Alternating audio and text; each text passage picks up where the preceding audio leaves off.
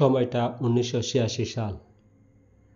Soviet ইউনিয়নের ছোট্ট একটি শহর, নাম তার প্রিপিয়াত। শহরটা যেন এক স্বপ্নপুরী। পরিপাটি বিল্ডিং, স্কুল, কলেজ, হাসপাতাল, সিনেমা হল সবই ছিল। ছিল না শুধু ভবিষ্যতের ভয়াবহ ছায়া, একটি অদৃশ্য ধ্বংস যা হঠাৎ করেছে তছনছ হাজারো জীবন। 25শে এপ্রিল 1986 চেরনোবিল পারমাণবিক বিদ্যুৎ কেন্দ্রের 4 নম্বর রিয়েক্টরে একটি সাধারণ সেফটি টেস্ট চলছিল। একটি টেস্ট যা কোটি কোটি ডলারের প্রযুক্তি আর দক্ষ ইঞ্জিনিয়ারদের উপস্থিতিতেই নিরাপদ হবার কথা ছিল। কিন্তু মানুষের ভুল আর অবহেলার ফলাফল কখনো সহজ হয় না। রাত 11:23। হঠাৎ এক ভয়াবহ বিস্ফোরণে আকাশ ফেটে গেল।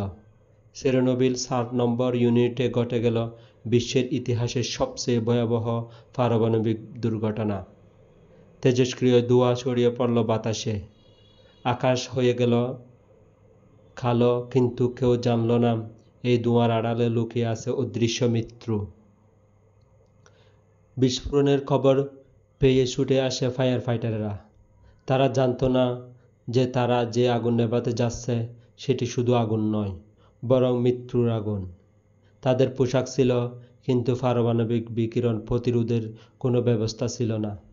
তাদের শরীর গলে যেতে থাকে, রক্ত উঠে আসে মুখে, চুল পড়ে যায়, তবুও কেউ পিছু হটেনি। তারা লড়েছিল মানুষের জন্য, শহরের জন্য। ঘড়ির কাঁটা চলে, শহর নিঃশব্দে জেগে থাকে। কেউ জানে না কি হয়েছে।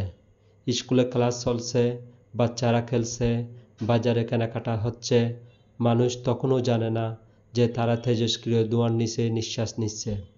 এই শহরের প্রতিটি নিঃশ্বাস ঢুকেছে মৃত্যু। 2 দিনেরও বেশি সময় পেরিয়ে গেল। তবে প্রথম ঘোষণা এলো, আপনাদের কয়েকদিনের জন্য শহর ছেড়ে চলে যেতে হবে।